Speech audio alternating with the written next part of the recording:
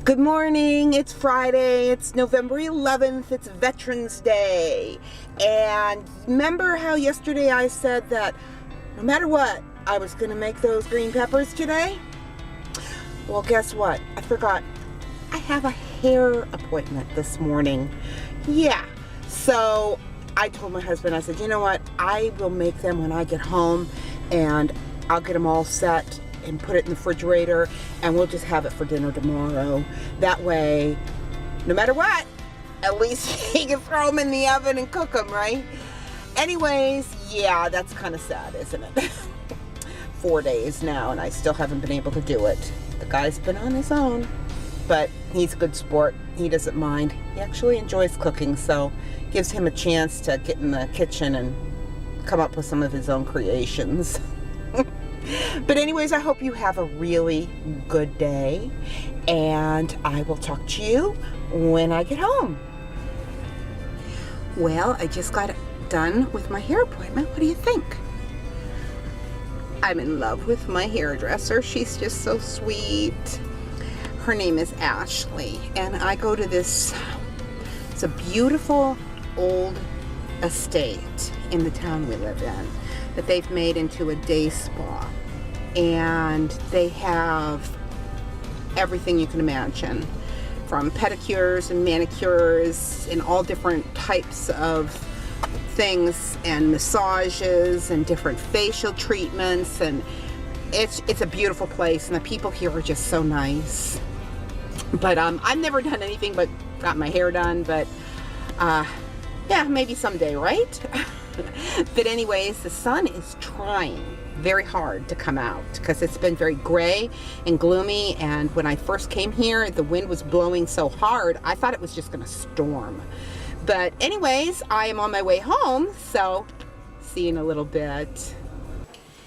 Hey, I thought maybe you would like to join me while I make some stuffed peppers, but these stuffed peppers are different.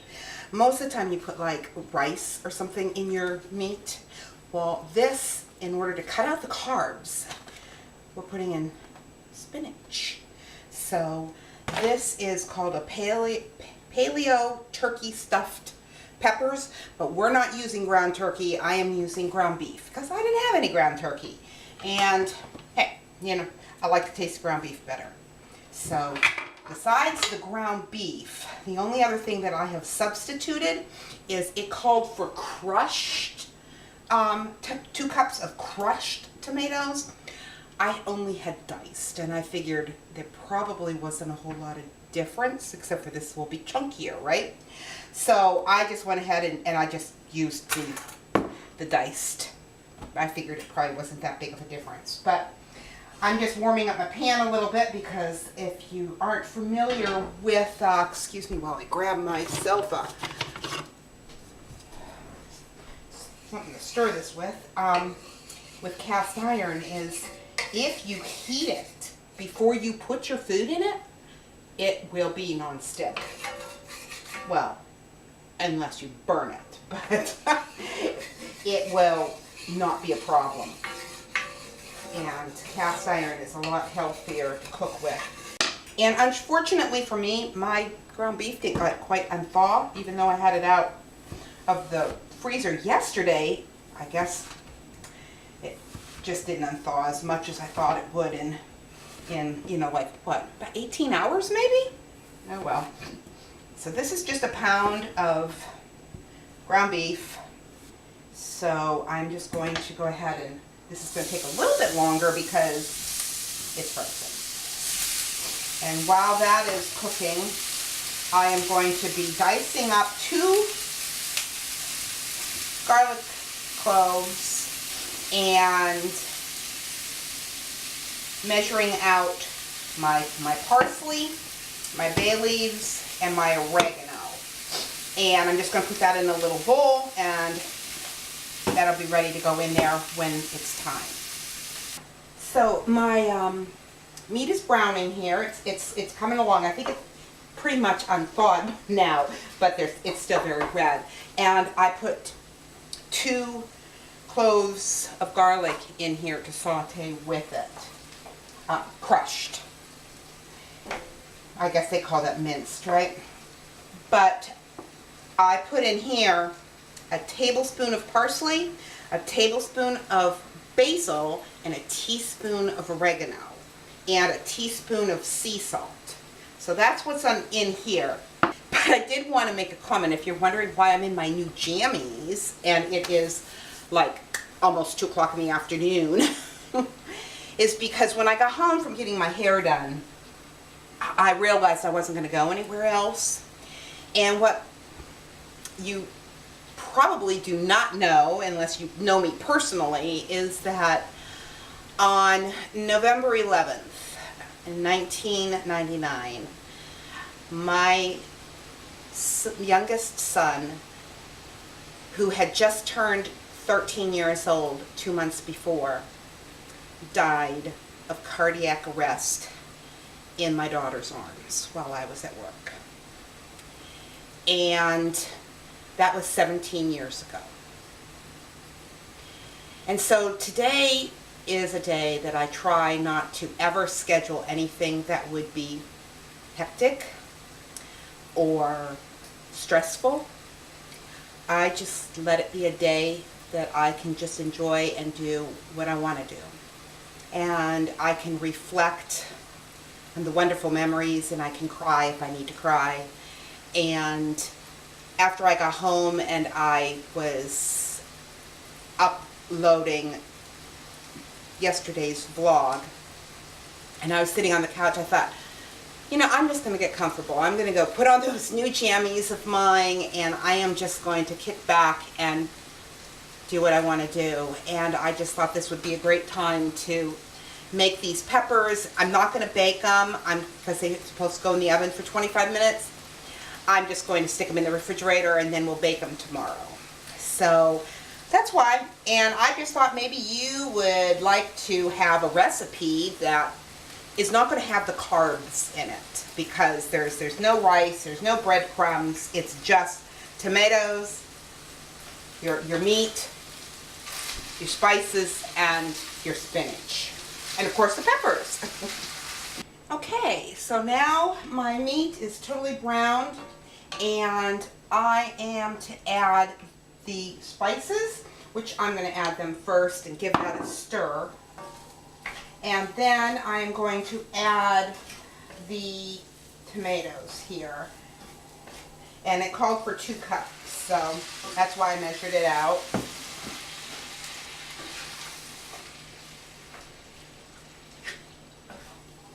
And it said to just simmer this on low for 20 minutes.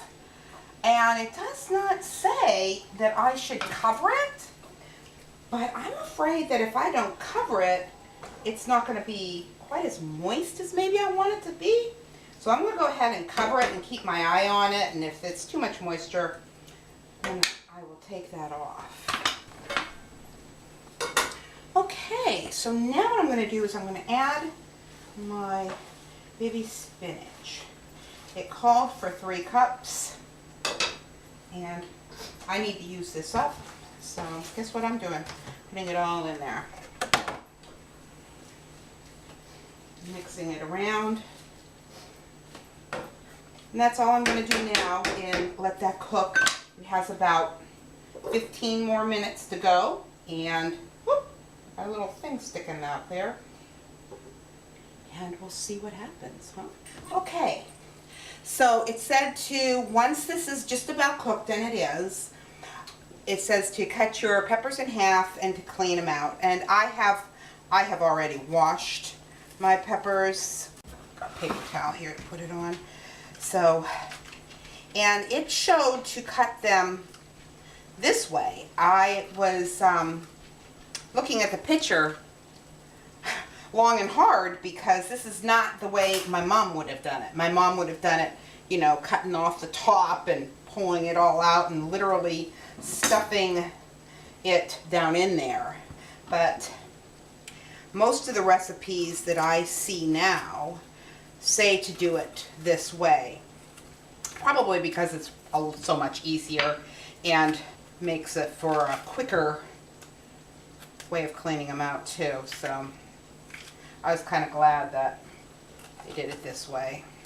So anyways, this is what it looks like. Get out of pot holder. And I'll just set that there. I probably should get a spoon, maybe even a ladle, because it says that lay the peppers down on a baking sheet and spoon the turkey mixture into each half. Bake at 425 for 25 minutes. And like I said, I am not going to be baking mine today. I am just going to put a cover on this and put it in the refrigerator until tomorrow. And what I'll probably end up doing actually is when they're almost done, I will probably sprinkle a little bit of Parmesan cheese, fresh Parmesan cheese over it, and just to make it extra yummy. So it called for 3 peppers, and I knew there was no way my husband and I were going to eat 3 peppers. So the meat's the same amount for 3 peppers, but I only used the 2 peppers. That's why I have a lot left over. So anyways, I'm just going to put some saran wrap on here. I'm going to go ahead and put it in my fridge. And then I'm going to cook it tomorrow. And put a little bit of Parmesan cheese on, and I'll let you know how it tastes. Thanks for joining me. Well, good evening. I hope everybody had a really good Friday. And I wanted to share with you Psalms 31:7. It really blessed my heart. And it says, I will be glad and rejoice in your unfailing love, for you have seen my troubles, and you care about the anguish of my soul. And you know, there are times in our lives where we truly feel anguish. And our cries out to God can seem like He's not listening. He's not hearing us. And I want to just assure you that even in the deepest, darkest place in your heart of anguish and problems and trouble, God does hear. It may seem like He doesn't, but it is our inability to hear Him because of our own cries of anguish are so loud, it drowns out that still, small, loving voice of God. But He will get through. That He will. And I was reminded today of a song that Carrie Joby had sung. It's called Steady My Heart. And the first verse says, wish it could be easy. Why is life so messy? Why is pain a part of us? And you know what? It is, isn't it? Life is difficult. Sometimes life is messy, and sometimes the pain seems to be never ending. Everything within us wants us to not experience the hurts, the troubles, the problems of this world.